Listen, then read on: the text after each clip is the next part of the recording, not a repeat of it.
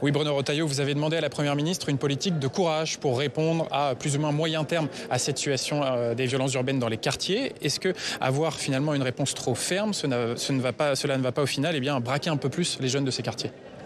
Ah non, mais les violences, il ne faut pas les prendre comme un chantage. Parce que si, à chaque violence, la République doit se coucher, ça sera l'ensauvagement général. Et on arrivera, au terme de cet ensauvagement, à la guerre civile. Non, ce que j'ai voulu dire, c'est que trop souvent, beaucoup de gouvernements n'ont pas traité les causes, les vraies raisons, les causes racines.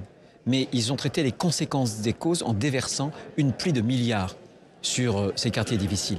Et pour moi, les causes, je les ai rappelées, c'est l'échec scolaire qui met en échec beaucoup de jeunes. C'est aussi la faillite de l'autorité parentale, c'est le chaos migratoire et c'est aussi une réponse pénale qui est inadaptée aujourd'hui à des adolescents violents. Et justement, vous parlez de chaos migratoire, vous faites un lien entre l'immigration et ces violences urbaines et vous avez évoqué ce matin sur France Info ces jeunes qui sont français mais qui connaissent une régression vers leurs origines ethniques. Alors une partie de la gauche dénonce, je cite, des propos racistes. Est-ce que vous les regrettez? Mais je ne regrette rien du tout, je n'enlève rien du tout. Simplement ce que j'ai dit, c'est que dans ces quartiers, on voit bien que des gamins ou des adolescents qui sont issus de l'immigration poursuivent un chemin inverse à celui qu'on attend d'eux, c'est-à-dire intégrer complètement le modèle républicain. Je me souviens très bien, c'était en 2001, je ne sais pas si vous aimez le foot, c'était Thierry Henry. Vous vous souvenez le fameux match entre France-Algérie, la Marseillaise qui avait été conspuée. Et Thierry Henry a vu cette phrase « Nous avons joué à l'extérieur ». C'est exactement ce que je veux caractériser. Et j'ai ajouté ce matin, si vous écoutez bien mon interview, qu'il y a sans doute une part de responsabilité. Parce que nous ne donnons pas suffisamment à aimer la France à ces jeunes générations. Parce qu'on a présenté la France, pas nous, mais d'autres, comme un contre-exemple, comme un contre-modèle. Si vous leur dites que la France, elle est nécessairement coupable de tout, du pire des crimes, comment voulez-vous que ces jeunes-là puissent entrer dans ce projet républicain? C'est ça que j'ai voulu dire, et je maintiens chacun de mes termes.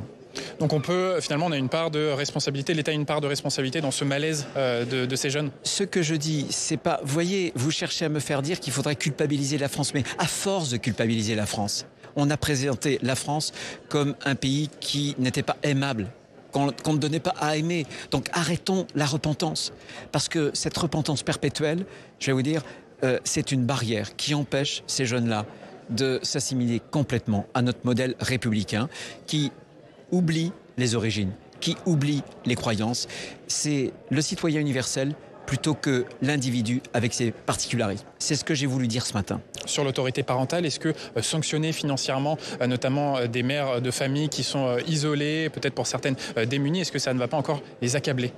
Mais écoutez, les choses sont claires. En France, nous sommes une république. En face des droits, il y a des devoirs. L'allocation familiale ou des prestations sociales, ce sont des droits. Et en face, il y a des devoirs. On perçoit une allocation familiale parce qu'on rend un service à la société. On a des enfants et on les élève et on les éduque. Si on a des familles défaillantes, eh bien, on doit pouvoir suspendre les allocations familiales. C'est comme ça que ça marche. Les droits et les devoirs. Donc pour vous, il n'y a pas de réponse sociale à ce malaise des banlieues? Il peut y avoir des réponses sociales aussi, mais si vous ne traitez pas les causes racines, le rétablissement de l'autorité à la fois parentale, la transmission des savoirs fondamentaux avec l'école, le chaos migratoire qui nous empêche, à force de flux trop importants, de bien assimiler ces populations, eh bien avec une réponse pénale très très ferme, vous n'y parviendrez pas. C'est ce que l'on fait. On a déversé des milliards et des milliards, 10 milliards, plus de 10 milliards par an.